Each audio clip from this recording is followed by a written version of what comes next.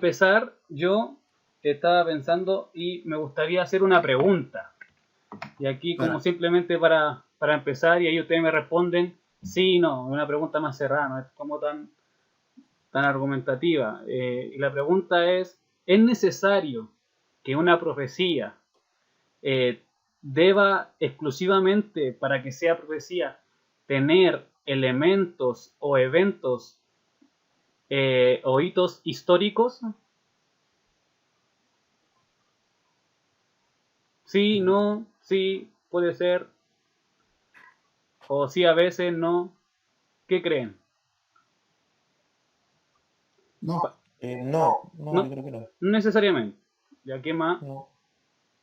no lo sé. Ya, No Pato sé. dice no sé. Y hago esta pregunta porque el idealismo se centra exclusivamente en esta pregunta. ¿Es necesario que la profecía de Apocalipsis tenga eventos o hitos históricos? Y el idealismo tiende a pensar que Apocalipsis no relata hechos históricos que van a ocurrir o que ocurrieron. Es por eso, Mm. es por eso que, por ejemplo, el preterismo dice que la mayor parte de profecía ya ocurrió, de lo que dice Apocalipsis.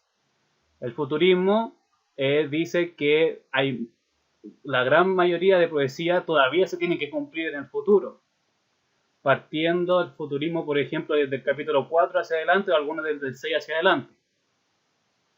Eh, y el preterismo dice que hasta el 19 o del 19 falta que se cumpla desde el 19 o del 20, del 19 hasta el 22 o hasta el 21. Preterismo parcial. Hay que recordar que dentro de los cuatro está el preterismo total, que es considerado como herejía, que no dice que ya prácticamente todo está cumplido. O sea, Claro, eso es lo que... es un poco inconsistente porque dicen que ya, no sé, pues la resurrección ya ocurrió. ¿Cómo va a ocurrir la resurrección? Cristo vino de una forma, ¿cuándo vino Cristo? Entonces tienen inconsistencia y no...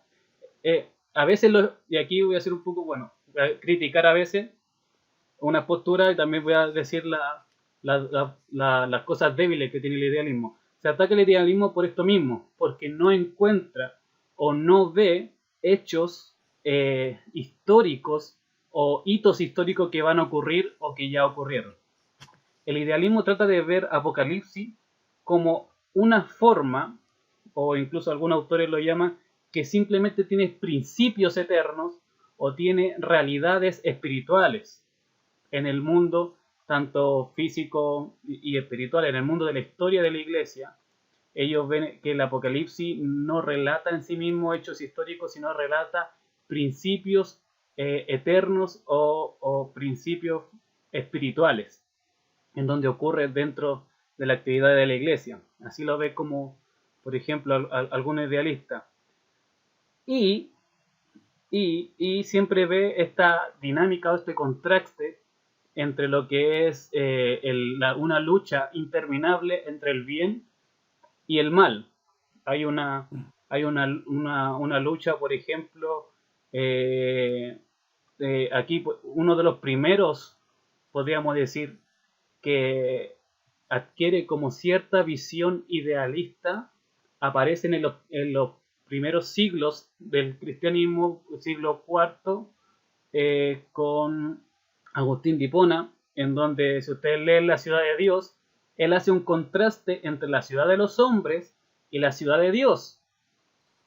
Y esa lucha que siempre hay dentro del cristianismo y de la historia. Más o menos así también lo ve el idealismo cuando lee, por ejemplo, el Apocalipsis, donde él ve que hay una lucha entre, por ejemplo, los creyentes, la iglesia y la bestia, en donde siempre está combatiendo contra la iglesia, contra los hijos del Señor, y donde la iglesia tiene que también mantenerse, por ejemplo, en el capítulo 11, si no me equivoco, en donde el dragón lucha contra la mujer, y hay como esa dinámica. Pero ahí no sé si se habló, no sé, yo llegué un poco tarde la semana pasada, pero el preterismo, cuando interpreta Apocalipsis, ellos dicen también, al igual que el idealista, que el Apocalipsis no es algo cronológico. No se lee, el futurismo casi siempre lo ve como cronológico, incluso el historicismo también ve el Apocalipsis como algo cronológico. Incluso yo no sé, porque el primer preterista fue creo que lo dijeron, era un jesuita, y él no sé cómo, si veía hechos cronológicos o no, pero después con incluso el autor que aparece aquí en este libro, Kenny Gentry, creo que es uno de los que mayor convencen al preterismo, es donde también yo lo he escuchado de preteristas que dicen que claro, el Apocalipsis no tiene las visiones no es algo cronológico en el tiempo, y el idealismo dice lo mismo.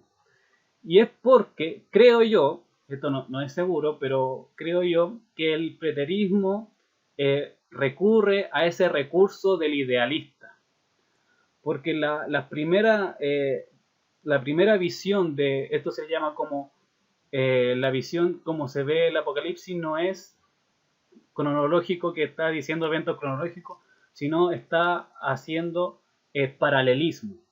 No sé si lo parece que algo le escuché la semana pasada al que estaba poniendo, que decía que el Apocalipsis no habían como paralelos, eventos paralelos en la interpretación, y eso viene del idealismo, o se le llaman recapitulaciones. Incluso uno de los primeros que habla sobre la recapitulación y que no es algo cronológico de Apocalipsis es Victorino de Petou, que él reconoce por primera vez que en el libro habían recapitulaciones y que no se debía interpretar todo el libro en forma cronológica. Eso sucede más o menos en el siglo III, estamos hablando del siglo III de la era cristiana. Y esa forma de ver el libro es una forma idealista. ¿Por qué? Porque dice que el libro no recurre a hechos históricos netamente tal, sino a principios eternos. Y lo que está haciendo el autor o la revelación de Apocalipsis es dar una dinámica de sucesos o de eventos, de los mismos eventos, pero contadas de diferentes formas. De los mismos eventos, pero contadas de diferentes formas, y lo habla en paralelos.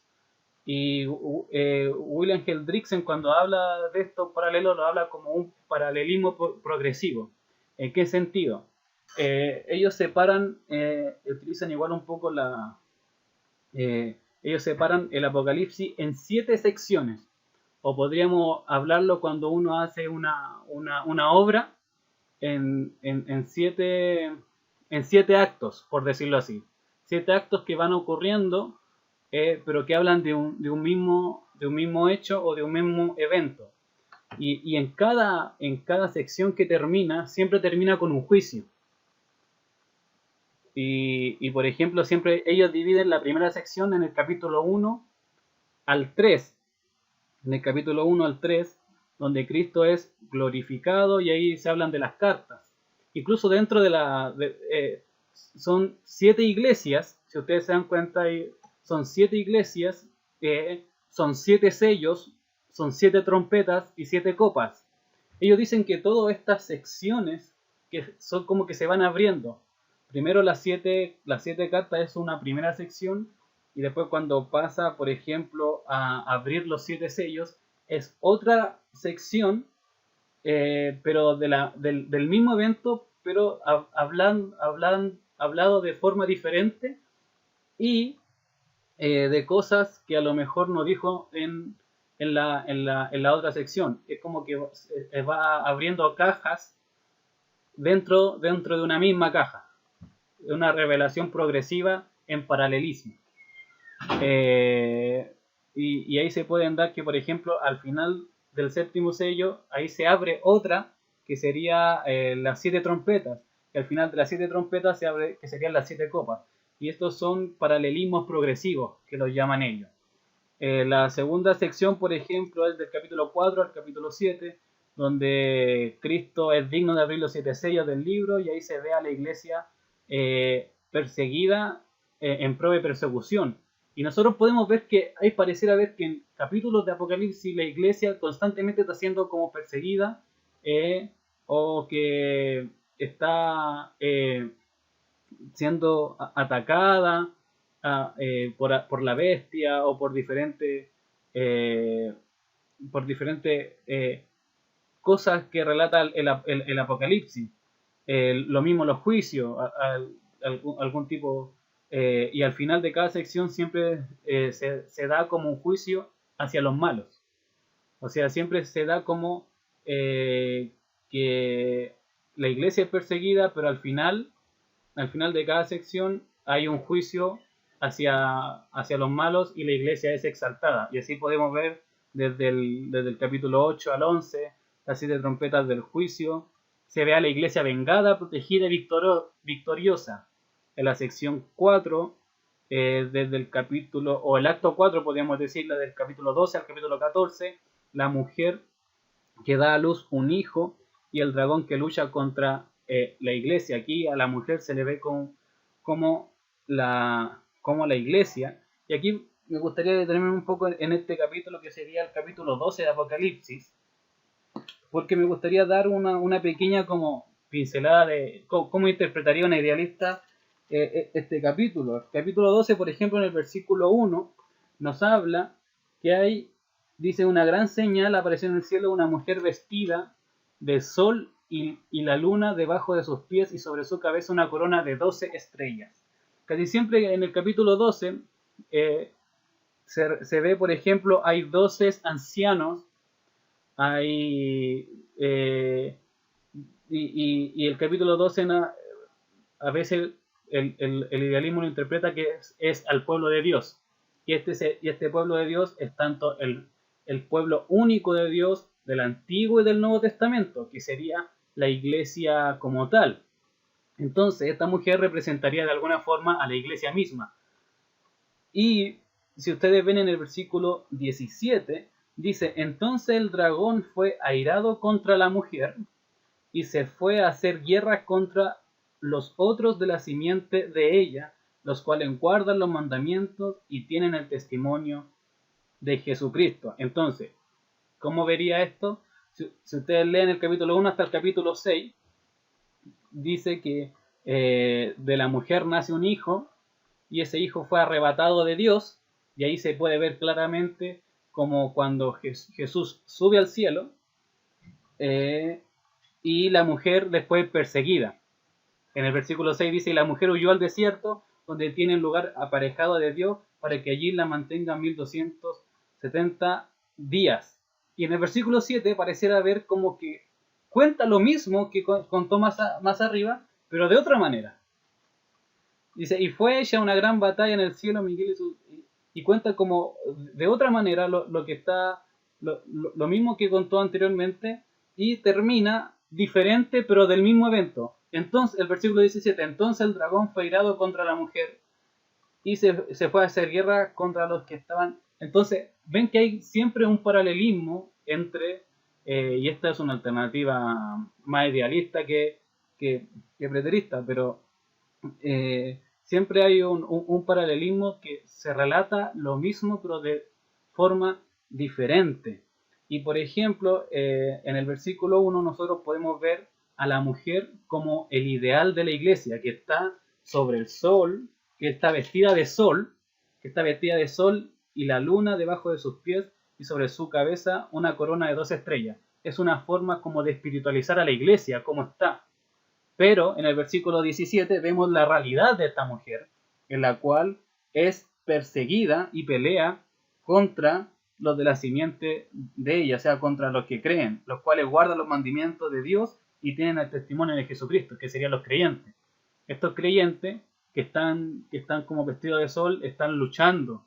Es como esa es la idea un poco del idealismo. Nunca ve, o casi muy poco ve, eventos históricos que realmente ocurran en la historia, a nivel histórico. Y esta es una de las grandes diferencias entre las otras posturas, de tanto del historicismo, del preterismo y del futurismo. No ve, pueden que hayan algunos idealistas y que sí a veces vemos hechos que pueden ocurrir históricamente o hitos, pero generalmente la gran mayoría no ve que Apocalipsis sea una profecía en donde relate hechos históricos. Por eso yo le preguntaba al principio si es necesario porque uno de los cuestionamientos que se le da, entonces que Apocalipsis no sería profecía porque no relataría hechos históricos o algo que va a ocurrir.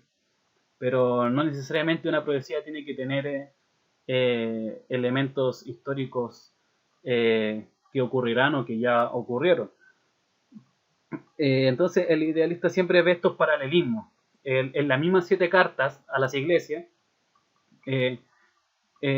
por ejemplo, hay 7 expresiones, 7 cartas a la iglesia con 7 con 7 aspectos de igual forma que se da a las 7 iglesias. Por ejemplo, siempre se hace un saludo, se da un aspecto de la iglesia, se da una evaluación de la iglesia, se le hace algún reproche o alabanza a la iglesia, se le da una exhortación, una promesa y el mandato a escuchar. Siempre es lo mismo en las 7 cartas a las iglesias. Y aquí, por ejemplo, el historicista interpretaría las 7 cartas. Algunos han dicho que estas 7 cartas a las iglesias representan 7 momentos históricos en donde, por ejemplo, la iglesia de Efesios, que sería la primera iglesia, sería la iglesia representada en el primer siglo. Sería como esa iglesia, y algunos dicen que después, no sé, que la iglesia final de la historia va a ser como esta iglesia, la Odisea, si no me equivoco, que es donde es rica, pero que es pobre. Sería como, tratan de enmarcar estas 7 cartas en la historia que representan momentos históricos donde supuestamente la iglesia pasa. El idealista no lo vería así. Y algunos, y casi se ha por algunos hechos históricos como que a veces no cuadra ese tipo de interpretación. Yo lo veo un poco más de que todas las iglesias que estos fueron, bueno, el preterista diría que realmente son 7 cartas a esas 7 iglesias, pero uno de los problemas que, por ejemplo, yo pensé que por eso tiendo a ser más idealista es que, a ver, si el Apocalipsis fue escrito para el futuro, o dentro de la historia, o la gran mayoría está en el pasado, entonces, ¿qué tenemos nosotros en el presente? ¿Cómo nos podemos beneficiar de Apocalipsis si todas las cosas que van a ocurrir, por ejemplo, dice el futurismo, está en el futuro? Entonces, ¿de qué nos sirve estudiar y saber lo que va a ocurrir en el futuro? ¿Cuál sería la edificación aparte de una cierta esperanza y nada más? Entonces dije, no puede ser que el autor o el propósito de Apocalipsis sea simplemente futuro que ya pasó, cosas que ocurrieron y que no hay nada que tengamos que sacar en el presente. Entonces el idealista, ¿qué es lo que hace? Saca los recursos que están en Apocalipsis y dice, no, lo que está diciendo es que estos son principios eternos para toda la iglesia en todas las épocas, donde siempre va a tener que haber esa lucha entre, voy a ocupar aquí la palabra de San Agustín, entre la ciudad de Dios y la ciudad de los hombres. Esa lucha constante, que es donde al final Cristo vendrá y será victorioso sobre sus enemigos. Porque si no, no habría la aplicación de Apocalipsis. ¿Cómo podemos aplicar nosotros Apocalipsis si realmente las cosas ya ocurrieron o si van a ocurrir? ¿Cuál sería el propósito real? Entonces eso me lleva muchas veces a que digo, vamos, o bueno, estamos viviendo el Apocalipsis ahora, ya, en este momento. Y por eso algunos atacan un poco el idealismo porque un punto débil es esto mismo. Dicen, no, es que realmente no, el idealismo no ve hechos históricos, entonces como no ve hechos históricos, dicen que no sería como una buena interpretación de la Biblia literal. Sin embargo, aquí voy a citar una de las conclusiones que hace el idealista Sam Hamstad de este libro, y él dice lo siguiente. Él dice, el idealista, afirmando el propósito fundamental de las escrituras, cree que Apocalipsis no es un tratado histórico acerca del siglo primero o último de la Iglesia, sino la palabra inspirada de Dios dada para enseñar, redarguir, corregir e instruir una Iglesia que anhela resplandecer como luminares en el mundo en medio de una generación maligna y perversa. Más o menos esto es lo que encierra muy bien el concepto de algún tipo de idealista en su visión de interpretar Apocalipsis. Lo ve en ese sentido. Así que esto yo creo que sería... Frente al micrófono reconozco mi limitante, y es que al cantarte dependo de lo que revelaste, de tu carácter, de tu gloria inimaginable, de la cual una parte mostraste. Y este corazón que por conocerte se mantiene incesante, no se conforma con ningún sedante. Gracias por cada placer que en tu creación nos regalaste, como una señal ética que apunta a un placer más grande. Mas nos visitaste y te vestiste de nuestra humanidad en carne y sangre. Tú abriste los ojos de aquellos que estaban ciegos y al pueblo que andaba en